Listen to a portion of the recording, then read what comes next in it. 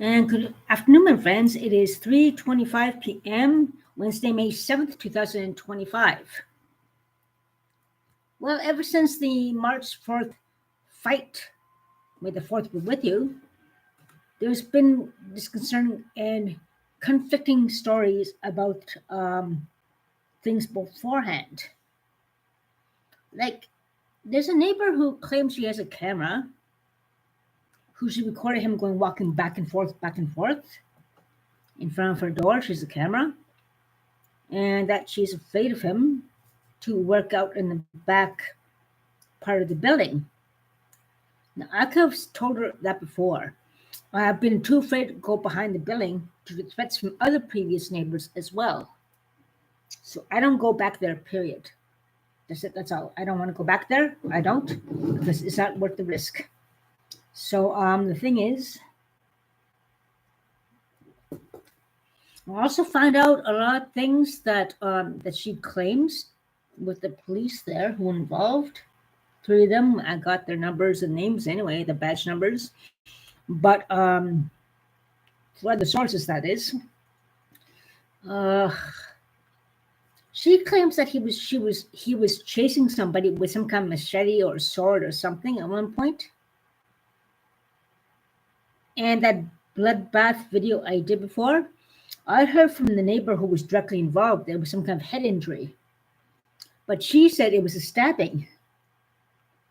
So those are two conflicting stories. One from the neighbor who was directly involved with the big fight, who says it was a head injury, and the neighbor in the hall with the camera and the peephole, who says it was a stabbing. Judging by all the blood pulled up like a big puddle, like a rain puddle, but blood and towels there, I don't know.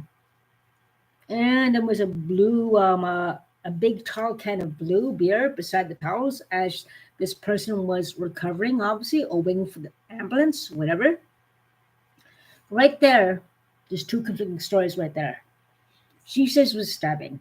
I heard from directly from the neighbor involved in the fight, it was a head injury. Another thing is, she said that he, the one who was really attacked, was the one with the wooden stick. But then in the video, it shows that he had the wooden stick, unless he grabbed it from him beforehand and took it from him, possibly.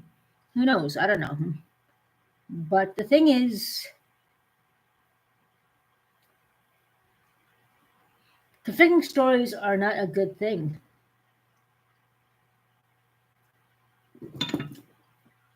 Like, I heard directly that it was a head injury. She said it was a stabbing. I don't know, whatever. And she was telling this to police. Well, I don't know. I don't know what happened about that big bloodbath that occurred. I did not do a YouTube stream about that because it is too traumatic, too much blood to scare a lot of people. Like, literally a pool of blood, blankets there, and so forth. I don't know, same date. Different stories going on here and there, but the cameras caught it. I don't know, stabbing or shooting or a head injury, as the neighbor down the hall, who ran around naked throwing off alarms, claimed that it was a head injury and a big fight over something. So I don't know what happened exactly in regards to that incident back then, a few months ago. But the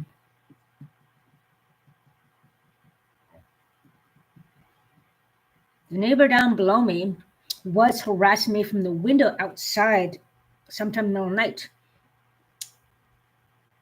Around 4 a.m. I believe. I heard him talking. I heard him lying outside my window. I woke up. He's not coming up here anymore because she has a camera on her peephole. Cheers to that. Evidence. Good. And the other one's very protective and making sure he doesn't come around harassing us. Considering the unpredictability of his violence and so forth, it's just pretty scary. Also, this other neighbor down the hall claimed that he also attacked someone from OCH volunteer member. So I'm not sure if this all made up stories or true or what. But she has it in camera, she says. And he walked back and forth. I got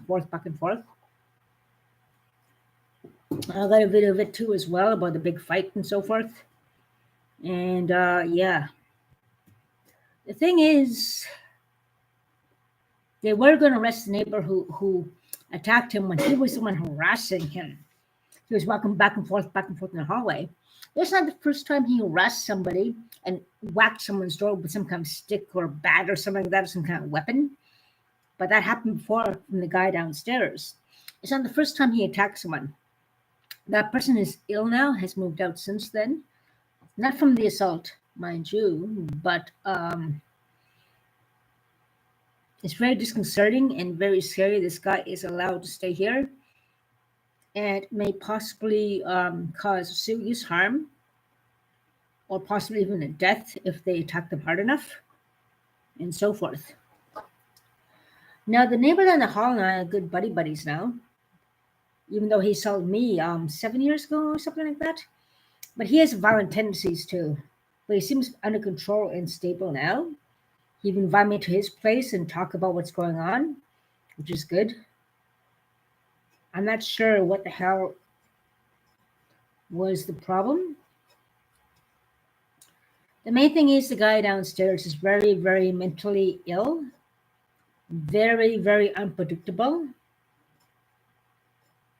And if it is true that he was chasing someone with a sword, a machete, whatever, as she told the police and the constables have their numbers and badge numbers and everything now, I'm not sure if the police even bother to try to get the weapon from him. So I don't know. I wonder. I'll find out.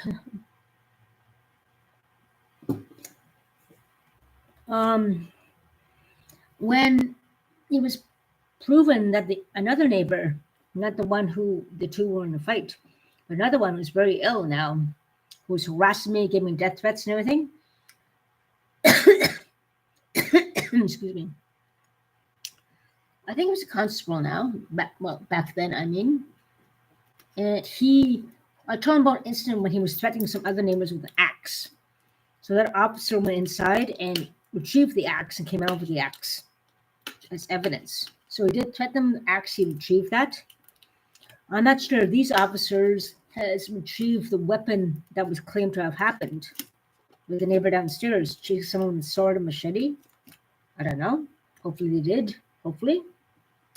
Just knowing that this guy has some kind of weapon, like sword or machete. I don't know. It's possible. I don't know how he got it. If that is true at all. I don't know. I know when that happened, just too traumatic hearing all these things. After this fight that he attacked someone on the fourth floor who was a volunteer for OCH, active volunteer at least, and attacked someone else with some kind of machete or sword or knife or something like that, as she told the police, who was pacing back and forth. She got on camera. At least she got on camera. She said that. That's awesome. That's awesome. That's awesome. And I recorded the big fight in itself, and I recorded the assault.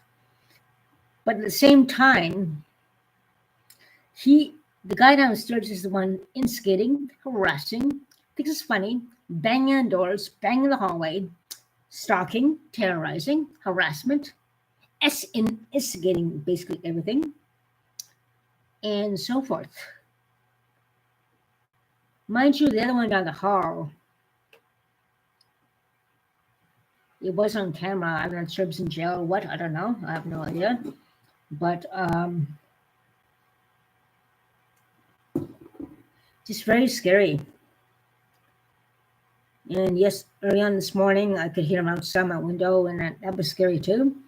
My other neighbor on the first floor, who lives right beside him, also outside slightly after that. So at least he's a witness as well for things too, which is good. Anyways, this is a big fiasco. It's just a big crazy building with a bunch of violent people and everything, all that. And how can I have a job if I come home on a regular basis and not know if I'm going to be in danger of being attacked or something? So I think I have to get a transfer to another place. I don't want to come home fearing for my life or feeling being in danger or something like that. If I have a regular job, like a 9-to-5 job or whatever, I do not want to be in danger of being attacked and someone finding out when I come home. That's the thing I'm worried about. And that's why I quit the other job before that. And the other job before that, I had problems with that because of harassment from other people. Now that guy is nice to me now. I don't know. Go figure. I don't know. It's gonna be very careful and try to keep safe and so forth and all that. Now I've got a camera for the window now. If he's out the window, if the neighbor does have the camera there, then he's not coming on the fourth floor, second floor, our floor. The other guy will defend aggressively, like an aggressive Afghan bee. But if he's coming out to my window outside, middle of the night, woke me up. I couldn't sleep too much. That's why I'm tired a bit and stressed out a bit. I'm going to have to get a recorder to record outside the window all the time. I will. I've got the money for that. But until I get that camera in the mail or buy it somewhere, which is going to cost 10 times, well, twice as much, which might be worth it, I'll do it. So right now I'm just trying to consider, should I get the camera for tonight and pay a double price? Or should I order online and wait a few days and get it maybe like half the price below that? Considering the danger and the escalation of this person downstairs and how unpredictable and crazier he's getting and how much he's selling more than one person, it's very disconcerting. So, yeah.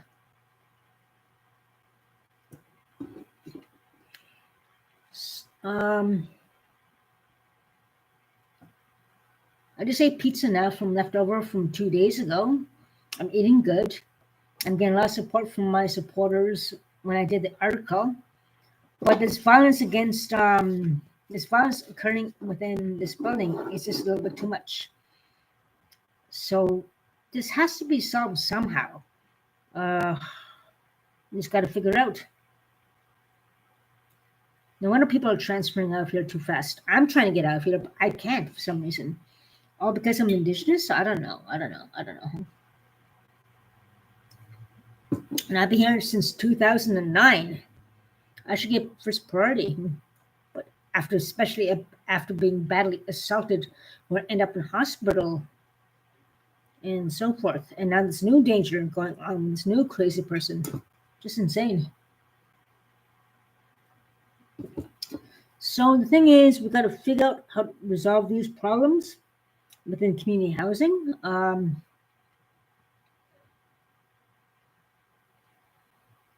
sure that other people have different opinions and different solutions. If we can get together in a meeting somehow and talk about this and get different opinions, different ideas, different resolutions, different ways, teamwork-wise, to resolve this issue, we can do it. The fact there's no cameras on this floor is very disconcerting, but the fact the neighbor does have a camera at her door shows to that. I was going to get people a camera myself, but she caught him going back and forth, the fourth instant, which is good. Meg Rich, much appreciated.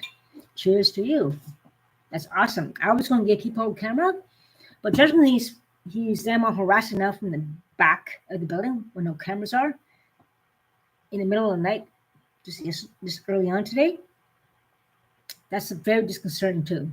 I'm so violent the way he is and so unpredictable. He might be crazy enough to try to break my window or something. That's what I'm scared of. Like, no one's that stupid to do that, but this guy is just nuts. So that's what I'm concerned about. Anyways, yeah, that's about my rant for today. I talked to a few people downtown, and I shared a few things with them and so forth, stories, good times, humor. I have my socialization today. I can't believe one of them used to be a nurse and now is downtown all the time. They're not homeless. They have homes. And yeah, they just lost their way, I must say. So anyways, that's about it for now. Take care, stay safe, make witch. I'm not going to talk to the office today about what happened. I'll talk to them probably tomorrow. Well, it's almost 4 o'clock now anyway. So I got all the badge numbers and the names and everything. So I'll talk to them and make sure that they got the weapon that the other witness said that he had. And hopefully that will be confiscated.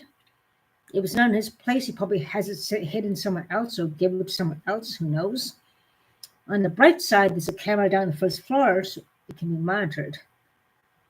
Who knows? Maybe, who knows? I don't know.